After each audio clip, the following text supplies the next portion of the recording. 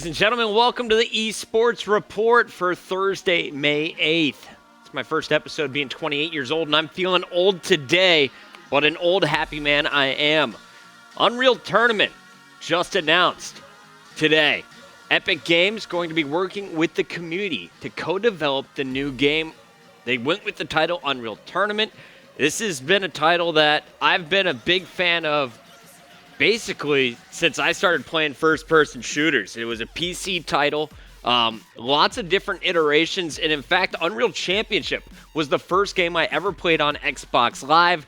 That was the first time I was ever kind of talked about on forums and in the top 10 as a player.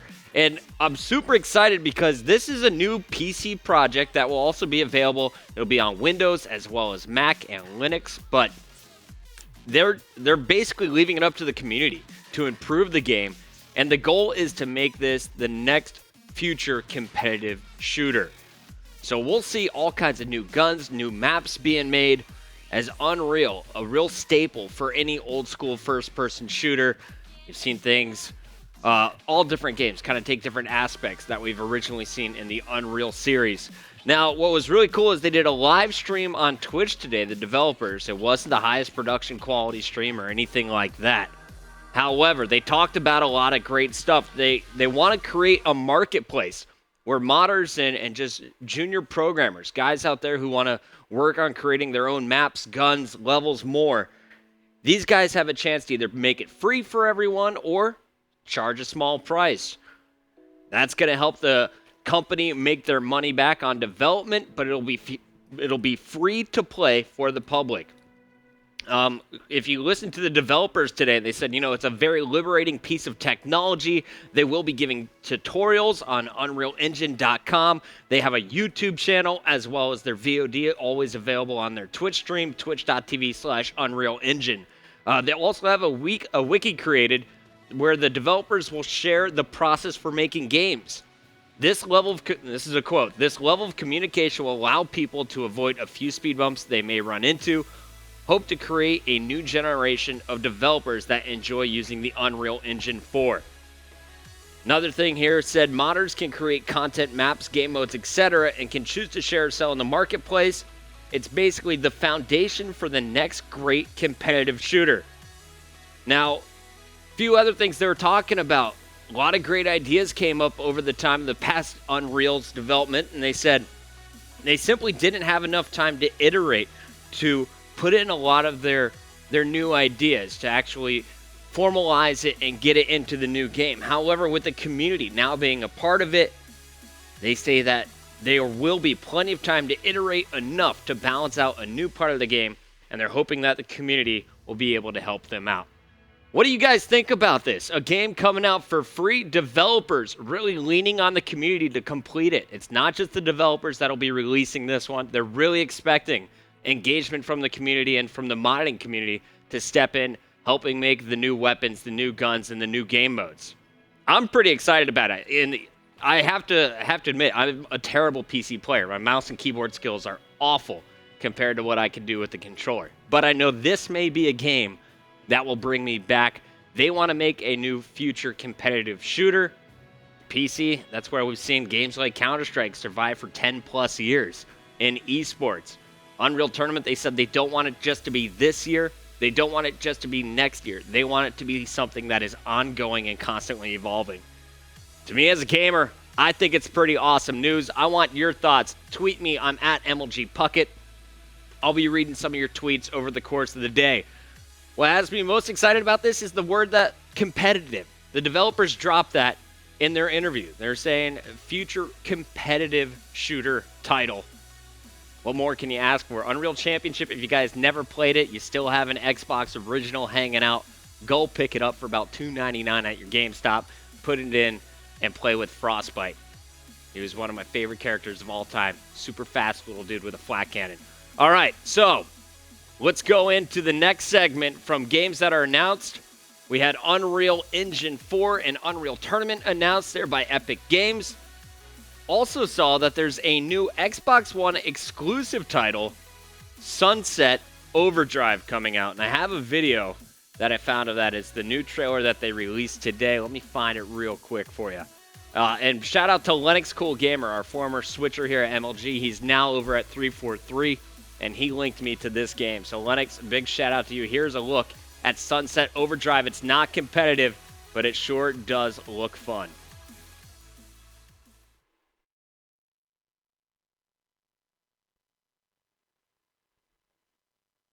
It takes the concept of the boring copy-pasted shooter, flips it on its ugly head, and lets you do the impossible. In short, it kicks ass. Up till now, you've only seen a CG trailer, but today, you're gonna get to see the real game. Story time. It's 2027. Fizco, a good old greedy corporation, just released its hot new energy drink, Overcharged Delirium XT. Now there's a mutant outbreak. Keen minds will probably connect those two events. But lucky for you, getting around just got a whole lot easier. Traversing through Sunset City is all about one word: velocity. Jump on a car, grind on a power line, run along walls, all within a matter of seconds to get a tactical advantage against enemies. Plus, it's a hell of a lot more fun than cowering behind a crate. But who else are you gonna see around the city? Are there other people embracing this apocalypse like you? Yup. You're gonna see factions like Troop Bushido, which are a group of adventurers who now abide by ancient samurai culture. Or the Fargoths, live-action role-players whose fantasy all of a sudden becomes their reality. And there are a lot more memorable characters as well. All right, now let's talk about the more shootable inhabitants of Sunset City. There are a lot of enemies in Sunset Overdrive. Introducing the Herker, who actually throws smaller OD'd at the players. Or the Blower, whose arm is fused with a leaf blower. And that's just a few of the enemies that are gonna kill you. But even when you die, you're gonna love it. Welcome to Next Gen Respawning. Hell! It's not gonna be an Insomniac game without an awesome array of weapons. For instance, there's Captain Ahab, which lures enemy OD'd in for an easy kill. And there's the Roman Candle Gun. And there's the TN Teddy, which straps little bitty teddy bears to full sticks of dynamite. And from there, your arsenal's just gonna keep getting bigger. Quite simply, it's madness. But it's the kind of madness that fits perfectly into the world of Sunset Overdrive. Wanna feel more badass? Cue the amp system. Amps are special abilities that you can add to your character. By utilizing traversal in combat, your amps are gonna activate. And there's over 50 amps to choose from. Wanna have a chance to cause a nuclear explosion? Slap on the Twist of Fate. Or the Air Dash. Or just summon a Twister. This combination of traversal, shooting, and amps is the core of Sunset Overdrive. And that's something we really want to emphasize, because for us, this is what makes the game stand out. Yes! Stay down! This is only a tiny slice of the pie, but we're gonna wait till later to show you more. Get ready to die, asshole! For now, this is Sunset Overdrive. And in a lot of ways, it's the game that Insomniac has been building up to for 20 years. I mean, it takes all of our strengths and just combines them into one explosive, irreverent, stylish, and totally unique package. Thank y'all so much for your time, and remember to follow us on Twitter and Facebook, or go to sunsetoverdrive.com for more information. From all of us at Insomniac Games, see you next time. So that was Sunset Overdrive. It's coming out exclusively for the Xbox One, and as an Xbox One owner, I can tell you, after a few weeks of Titanfall, it's just been sitting there collecting dust. Hopefully this is the game that will get me back on and playing, and it's going to be nice because it's a little break from the competitive. However, I wonder how long will it keep my attention. It looks like a little mix of some Duke Nukem. You got guns that you would expect to see in a South Park game. And has some nice movement around the map. I think that's what's kind of clued me in right off the beginning, that this might be a really fun game, the ability just to traverse the map. What do you guys think? What games are you excited for? Let me know. We did have a lot of tweets coming in about people excited about Unreal. A lot of people never heard of Unreal. That's surprising to me, but I know a lot of you guys are young fans still watching in school. But trust me, Unreal Tournament, you're going to want to pick it up, play around on the PC. Sunset Overdrive, I'll test that one out and let you guys know. When it comes out, I'll be streaming it all day right here on MLG.tv.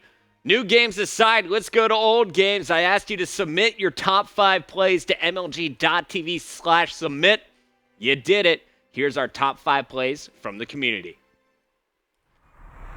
All right, ladies and gentlemen, it is time for another MLG Top 5. I'm Chris Puckett, counting down the top 5 plays submitted by the community. Here at number 5, Kiwi AX picks up 3 kills with the sniper. The second one.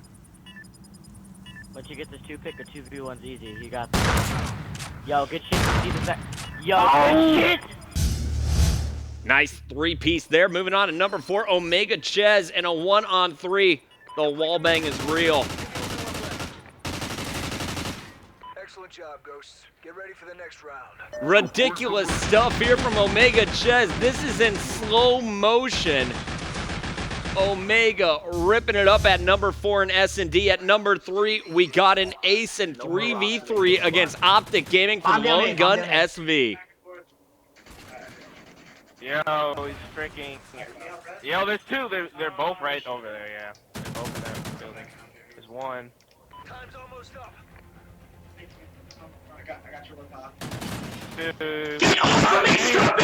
Get off of me, Scumpy! Severity Gaming being represented well by Lone Gun. Here at number 2, though, it's Saint Fiend with a 3-for-1 snipe in Search and Destroy.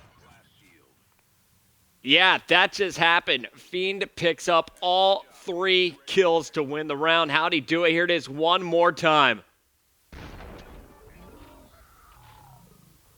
I don't know how that didn't make our number 1 play this week. It belongs to Spoons, though. The 1v4 ace, all with the sniper on Warhawk.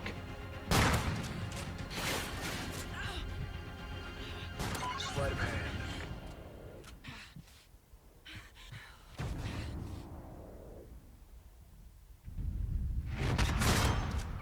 Excellent job, Ghosts. Get ready for the next round.